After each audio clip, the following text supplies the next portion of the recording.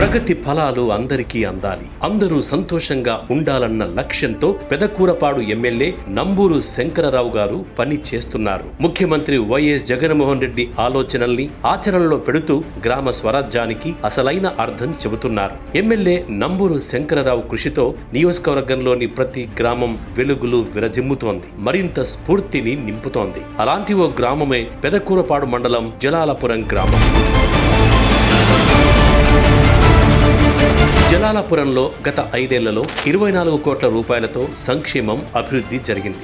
గ్రామంలో ఈ 5 ఏళ్లలో 51 లక్షలు ఖర్చు పెట్టి సీసీ రోడ్లు, డ్రైన్లు నిర్మించారు. జగనన్న హౌసింగ్ కాలనీలో జలజీవన్ మిషన్ ద్వారా 23 లక్షలు ఖర్చు పెట్టి తాగునీటి సౌకర్యాలు కల్పించారు. మరో 37 లక్షలతో గ్రామంలో కూడా జలజీవన్ మిషన్ పనులు చేపట్టబోతున్నారు. 35 లక్షల రూపాయలతో గ్రామ సచివాలయం నిర్మించారు. 22 లక్షలతో రైతు భరోసా కేంద్రం, 18 లక్షలతో హెల్త్ వెల్నెస్ సెంటర్ కూడా నిర్మించారు. నాడు నేడు ద్వారా 38 లక్షలు ఖర్చు పెట్టి ఎంపీపీఎస్ స్కూల్లో మౌలిక వసతులు కల్పించారు. అదనపు తరగతి గదులు నిర్మిస్తున్నారు. అభివృద్ధితో పాటు సంక్షేమంలో కూడా జలాలపురం గ్రామం ముందుకు సాగుతోంది.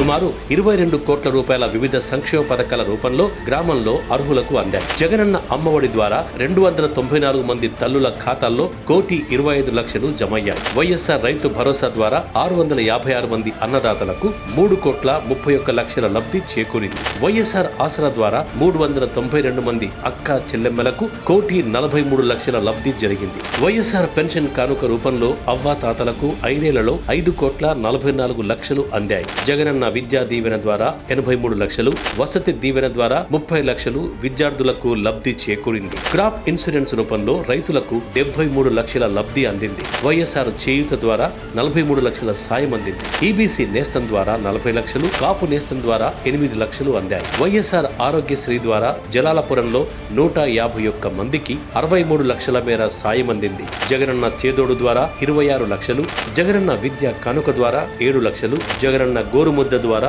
8 లక్షలతో పాటు వైఎస్ఆర్ సంపూర్ణ పోషణ ద్వారా బాలింతలకు, గర్భవతులకు 27 లక్షల మేర లబ్ధి చేకూరింది. వైఎస్ఆర్ కంటి వెలుగు పథకం ద్వారా 9 లక్షల లబ్ధి చేకూరింది.